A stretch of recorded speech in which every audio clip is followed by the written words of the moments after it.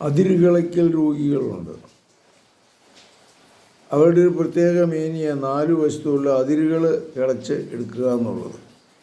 നിത്യ അയൽവാസികളുമായിട്ട് വഴക്കായിരിക്കും, എപ്പോഴും പ്രശ്നങ്ങളായിരിക്കും, കേസും കൂട്ടവും പുക്കാറുമായിരിക്കും, അല്ലെങ്കിൽ മധ്യസ്ഥന്മാരെ കൂട്ടിയുള്ള ചർച്ചയായിരിക്കും. ഇങ്ങനെയുള്ള വ്യക്തികളെ സംബന്ധിച്ചിടത്തോളം, പ്രത്യേകിച്ച് പാടത്തൊക്കെ കൃഷി ചെയ്യുന്നവർ, ഇപ്പോൾ കൃഷി അധികം ഇല്ല, അതുകൊണ്ട് അതിര് കളിക്കൽ അധികം ഉണ്ടാവില്ല, ഒക്കെ കാട് പിടിച്ച് പാടം മുഴുവൻ ഇങ്ങനെ കിടക്കുക മിക്കവാറും കേരളത്തിലൊക്കെ.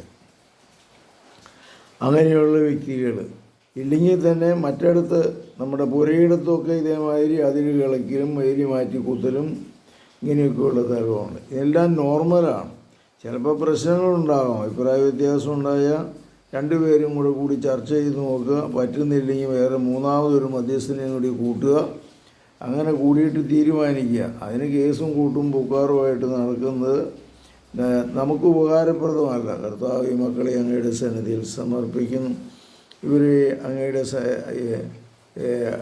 അങ്ങ് സ്പർശിക്കണമേ, സുഖപ്പെടുത്തണമേ, ശക്തിപ്പെടുത്തണമേ.